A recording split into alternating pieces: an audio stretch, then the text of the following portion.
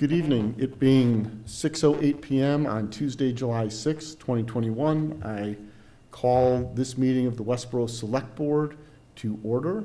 We're holding this in a hybrid format. Pursuant to Chapter 20 of the Acts of 2021, this meeting will be conducted in person and via remote means in accordance with applicable law. This means that members of the public body, as well as members of the public, may access this meeting in person or via virtual means. In-person attendance will be at the meeting location here in Memorial Hall, and it is possible that any or all members of the public body may attend remotely, with in-person attendance consisting of members of the public. The meeting may also be accessed remotely via Zoom. The link is in the agenda as published on the town website. When required by law or allowed by the chair, persons wishing to provide public comment or otherwise participate in the meeting may do so in person by in-person attendance or by accessing the meeting remotely as noted above. Additionally, the meeting will be broadcast live in real time via Westborough TV on local cable, Verizon 28, Charter 192, and their online platforms, westboroughTV.org and youtube.com/WestboroughTV. The agenda this evening, we will be adjourning into executive session, but first on the agenda is a public hearing and discussion vote on the alteration of premises for Civic Kitchen and Drink, and to also determine a finding of no detriment with respect to that change in premises. As this is a public hearing, members of the public may join the Zoom or attend here in person and ask questions and comments, but I will need a motion to enter the public hearing. I move to enter into a public hearing. I move to enter into a public hearing. Thank you, Alan. I'll second it. So moved by Select Board Member Marshall and seconded by Mr. Johnson.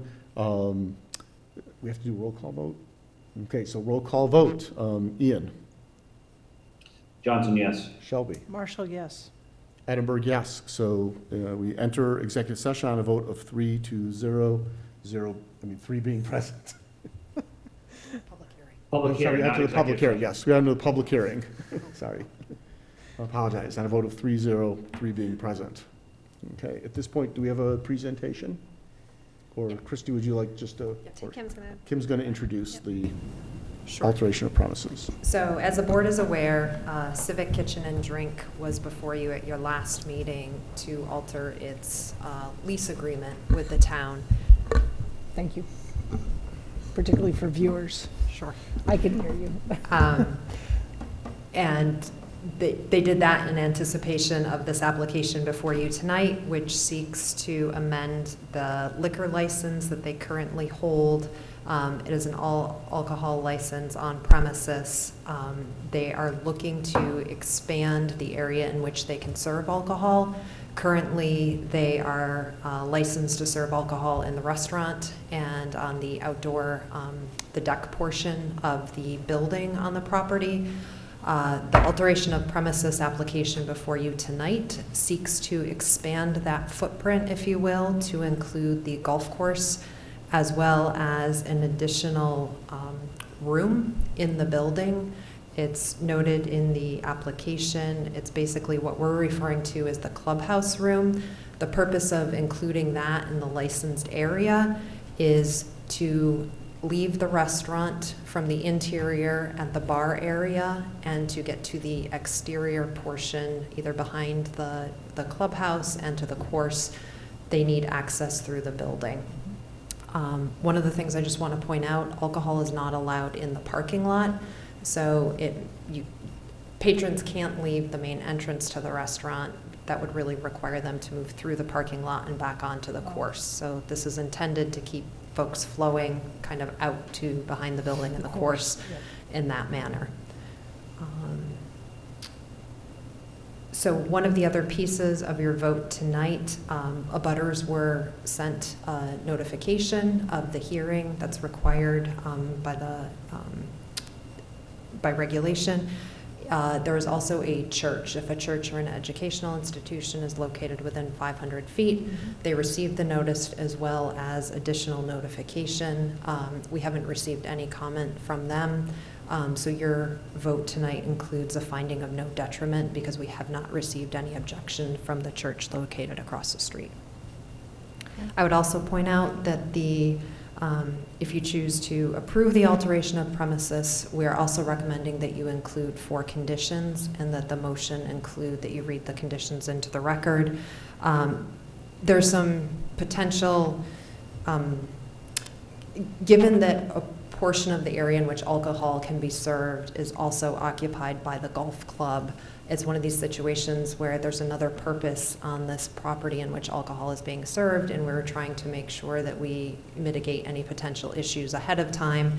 Things like asking the licensee to include signage very clearly outlining where alcohol can and cannot be consumed, as well as a few other conditions, including that alcohol can only be consumed on the grounds of the course when the course is actually open for play. I think those are the highlights. Okay, so before we open up the floor to any questions or comments from the public, I'll ask any members of the select board if they have any questions or comments. I'll also note that select board member Keough has joined the meeting. So Ian, would you like to start? Yeah, just to add that the rec commission did meet last week to discuss the conditions that Kim just talked about and voted in favor of that. I think Jen's in the room if she wants to expand on that, but I did attend as the liaison to that meeting for that discussion, and they did unanimously approve those conditions to be included. Okay, thank you. Do you have anything to add? Nope, that Ian summed it up. Yeah, the rec commission voted unanimously. They've been involved in this process the entire time, so they were involved in this decision. Thanks. Great. Thank you. Shelby? Kim, I believe you've answered this, but just to confirm, so you mentioned signs. Will there be signs somewhere in the parking lot visible to folks exiting and entering the building that would indicate no alcohol service? Because once you've sort of left the building, if you have a beverage, if the sign is facing the parking lot, you wouldn't see it, Yes. right? Okay, Yeah. so that will be addressed. Yes. Okay, all right. And the expectation is that it's not the town's responsibility to do it, it's the applicant's or the holder Yes. of the license? Okay. And you mentioned that only during alcohol can be consumed on the golf course playing premises and not the parking lot, but like kind of near the clubhouse, Yes. that sort of thing, during operating hours. And those operating hours would include like, so if there was a tournament and technically sort of no one else is going off or playing, or they're still golfing, that's still open hours, Yes. right? Okay. Yes. Okay. Yep. No other questions. And I'll add that it's also that only golfers actively engaged in play shall be permitted to consume alcohol on the course. So the course can be open for play, but if you're not actually a paid golfer, you can't go onto the course and drink. Right. Right. So we can't I was decide gonna it's ask a if I nice could- evening for a stroll and we're going to go walk around it. I was going to ask if I could ride with Ian and not golf, because my game is so bad these days, and just have a beverage. That's probably borderline at this point. Probably borderline. Sean, any questions or comments? No, thank you very much, Ellen. This all looks good. Okay, and I have no further questions or comments. At this point, I'll open the public hearing up to the public. As there are no members of the public here, I will, Can I just ask one more question? yes, you may. So the motion that we took last week or at our last meeting, was in amending the lease, was for a time period, right, Right. through the end of the year. Right. This change in premises does not have a date, an end date, is that correct? Well, the liquor licenses renew every year, so it's consistent that December 31st deadline. Typically, liquor licenses renew regularly, so if for some reason, under the lease, the board or the applicant chose not to continue after December 31st, the board would hold a hearing, and then you would change the license back to where it was. Yep. Okay, so, but to continue, do we have to go through this process again? No.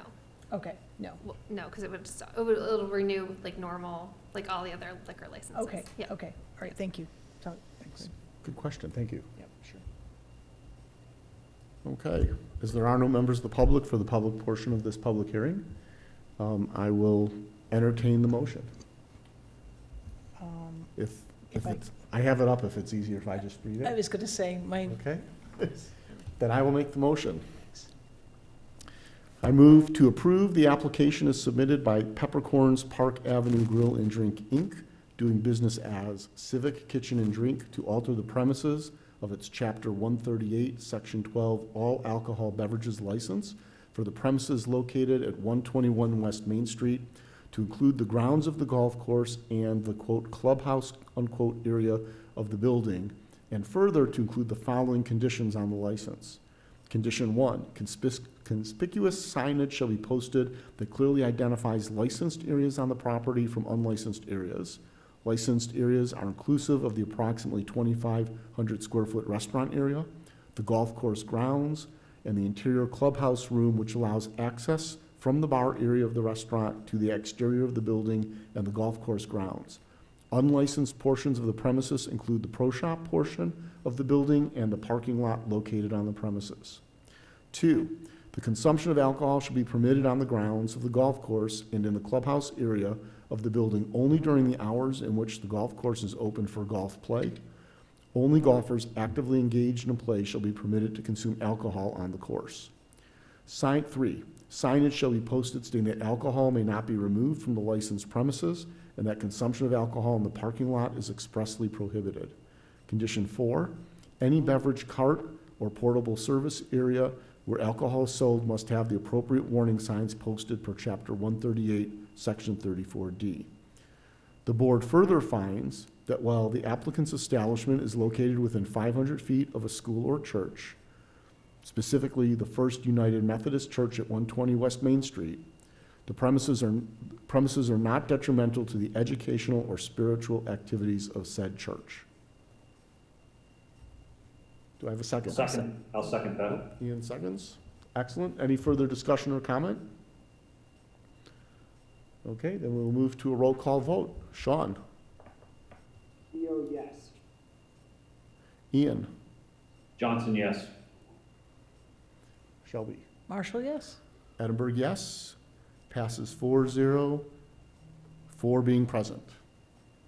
Excellent. I will now entertain a motion to adjourn the public hearing. So moved? I'll second that. Moved and seconded. Any objection to closing the hearing? Seeing, hearing none, go to a roll call vote. Ian? Johnson, yes. Sean? Theo, yes. Shelby? Marshall, yes? And Edinburgh, yes. We are adjourned from public hearing by a vote of 4-0, 4 being present. Okay, next on the agenda, we will be entering into executive session. I don't know if someone has that motion I have it. handy. Ian, if you could read the motion. Yep, I'll move to enter into an executive session under Mass General Law, Chapter 30A, Section 21A2, to conduct collective bargaining sessions, and under Mass General Law, Chapter 30A, Section 21A3, to discuss strategy with respect to collective bargaining. As chair, I declare that an open meeting would have a detrimental effect on the board's bargaining position. The board will not be reconvening in open session after the executive session, so up front, I'll thank Westborough TV for their coverage today. Can I have a second for the motion? I'll second? Moved and seconded, roll call vote. Ian? Johnson, yes. Sean? Theo, yes. Marshall, yes? Edinburgh, yes. We are adjourned from public session and in executive session by a vote of 4-0, 4 being present.